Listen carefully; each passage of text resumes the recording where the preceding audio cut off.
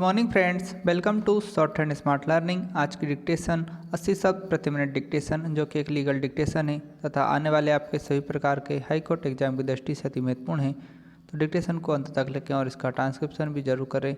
Dictation की PDF के लिए हमारे व्हाट्सएप पर टेलीग्राम ग्रुप को ज्वाइन कर सकते हैं, जिसकी लिंक डिस्क्रिप्शन में दी गई है। अगर आप हमारे चैनल पर न्यू हो तो इसे सब्सक्राइब कर लें। डिक्टेशन को ज़्यादा से ज़्यादा शेयर कर दें। डिक्टेशन शुरू होगी 5 सेकंड बाद। स्टार्ट।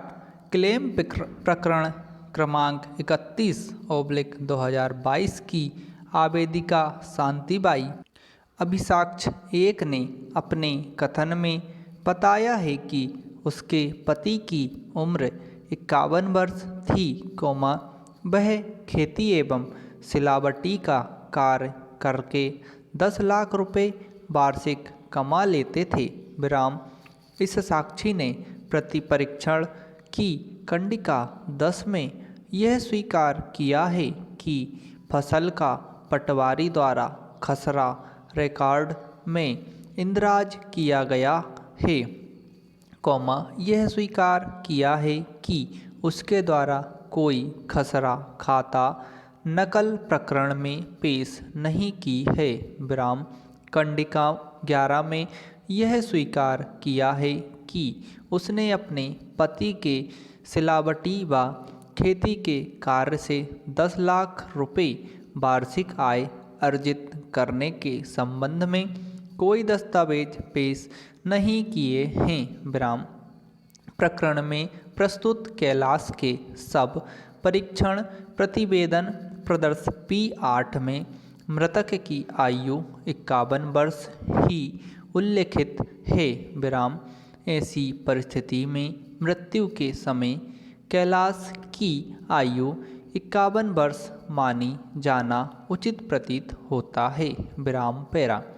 आवेदकगण के द्वारा मृतक की आय के संबंध में कोई दस्तावेजी साक्ष्य पेश नहीं की गई है, जिसके आधार पर यह प्रमाणित हो सके कि मृतक को खेती एवं सिलावटी के कार्य से 10 लाख रुपए वार्षिक की आय प्राप्त होती थी। विराम। ऐसी परिस्थिति में मृतक की 51 वर्ष की आयु को दृष्टिगत रखते हुए एवं मृतक को अकुशल श्रमिक मानते हुए माननीय उच्चतम न्यायालय के न्यायदृष्टांत किरण देवी बनाम सुरजीत यादव में प्रतिपादित सिद्धांत के अनुसार जहां आय का कोई प्रमाण नहीं हो, वहां राज्य सरकार द्वारा निर्धारित न्यूनतम मजदूरी की न्यायिक अपेक्षा के आधार पर प्रतिकर का निर्धारण किया जा सकता है। विराम।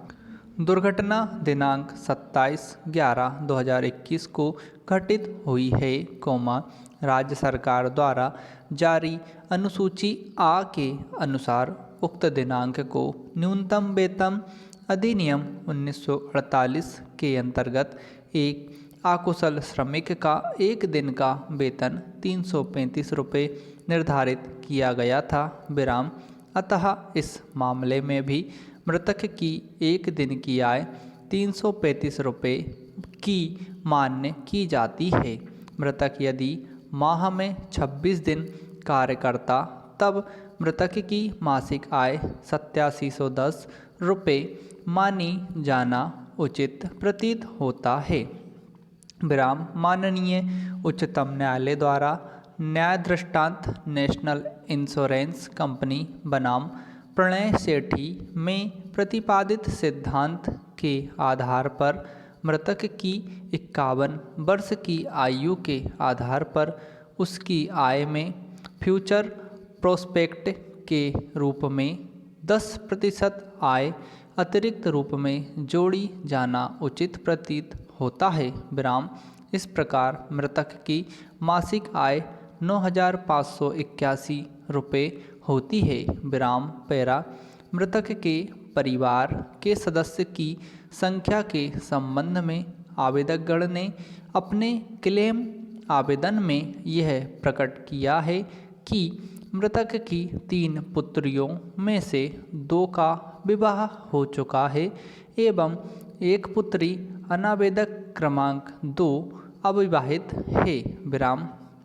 परिवार के सदस्यों की संख्या के बाबत ही आवेदिका शांतिबाई ने अपने प्रतिपरीक्षण की कंडिका 12 में यह स्पष्ट किया है कि उसकी सास जीवित है, परंतु उसने अपनी सास को प्रकरण में पक्षकार नहीं बनाया है, क्योंकि वह उसके देवर के साथ रहती है।